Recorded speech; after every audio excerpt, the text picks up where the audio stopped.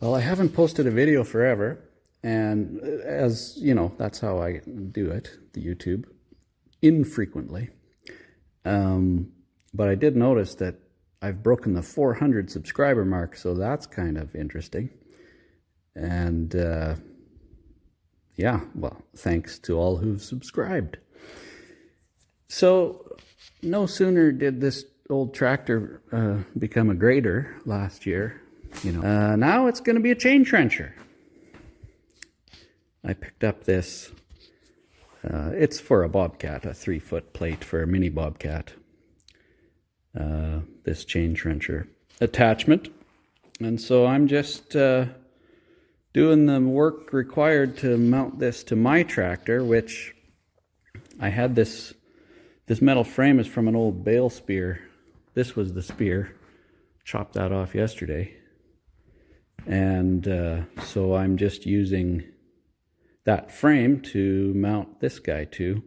And I had considered spending the time to do it, basically make a bobcat mount out of this frame. And that's kind of dumb, because I really only need this thing for a little while. And so I'm just going to weld it to this. That's much quicker than trying to... So it just about fits. It's 3 feet wide, and that measures 3 feet there to there, but it's not quite going in. So I've got a bit of old weld and other junk there I need to grind out. And then my grinder quit working. So it's reminding me of when you dig a stone out of a field, which, anybody who's grown up on the farm or done a lot of farming, you dig stones out of fields if you have stones, which we do. And what often happens is you get a nice big stone and you go to dig it out with the front end loader, of course, which isn't the tool to use, but it's the tool you have. And so you go to dig out that stone, and just as you're trying to go into the ground by the stone, you hit another stone, a smaller stone. So you back up a bit and you go to pop that one out, and you hit another stone. And sometimes to get to the actual stone that you're trying to dig out, you end up digging out a whole bunch of other stones. And then you need to get at the other side of the thing anyway, so then you do the whole thing 3 or 4 times around this stupid stone. And so that's kind of how shop work ends up being for me. On my way to one thing, another thing breaks, so now I'm fixing a grinder. So, what a beautiful old machine, this Makita grinder. And I'm thinking about my uncle today, because this is a grinder that I got after my uncle had passed. My aunt was cleaning up stuff, and he had a rental store in Prince Albert, and so she gave me a bunch of stuff that was really quite valuable, actually, and wouldn't take any money for it. And I've been grateful many times for that. But so yeah, this thing quit working, and I thought, well, that's odd. So I checked the brushes, and brushes are beautiful. So then the switch I pulled apart, and yeah, it's not only can you take the switch out, you can take the switch apart. And all it needed was a bit of the water displacement 40 and clean everything up, and I have no doubt that it'll work just fine. My dad, soon before he passed, he had spent the money on a very nice DeWalt cordless chainsaw.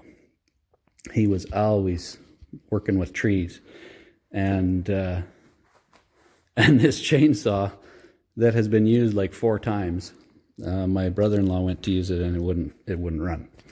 And so we were talking about, he had brought it back for warranty or whatever, and I was just thinking of that one. I mean, this thing was used in a rental store situation for I don't know how many years. This is an old model, 9005B. I don't know how old this thing is. It's the brushes are still half there. I mean, this thing is just bulletproof. The cord is rotting off of it. And anyway, yeah, I gotta dig some power in, because we got a new house coming. So, and I moved the garage I'll probably show you some of that actually, because that was kind of fun this last weekend. Oh. Videography.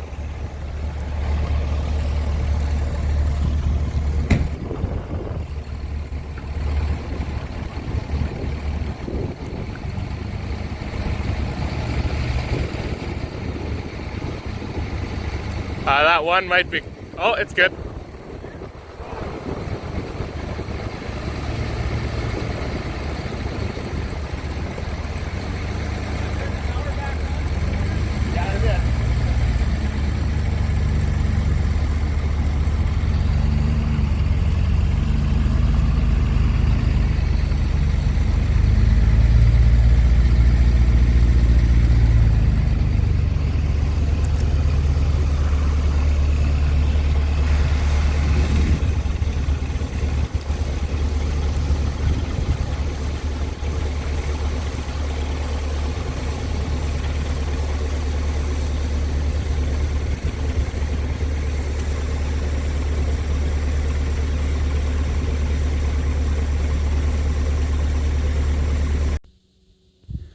Well, we've decided to move south a couple hundred yards. Old house is over there.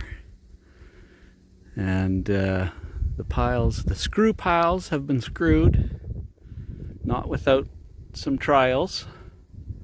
House is going to go here. And here there's a pad that looks about right for the garage. So in position.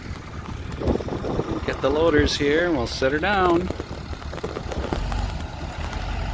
Now I'm making a chain trencher out of this tractor so that I can dig the power in for those buildings. And yeah, haven't been working on cars or anything fun. Well, I've been doing fun stuff, but nothing that I felt was YouTube worthy. So anyway, thank you so much, all you guys who have subscribed. Or I'm sorry. Yeah, I still can't quite figure out why you do that, but good to go. I will carry on, and hopefully, once I get all this stuff done, I can get back on things like Model Ts. Just devolved entirely into carpentry, this project, and that's not good. That doesn't go fast for me. All right, I better get back at this here.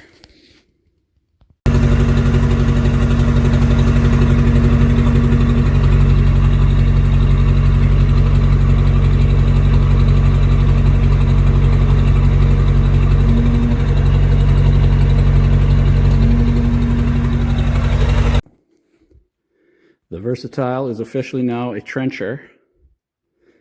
I got this mounted and I've done about a third maybe of the trenching I need to do.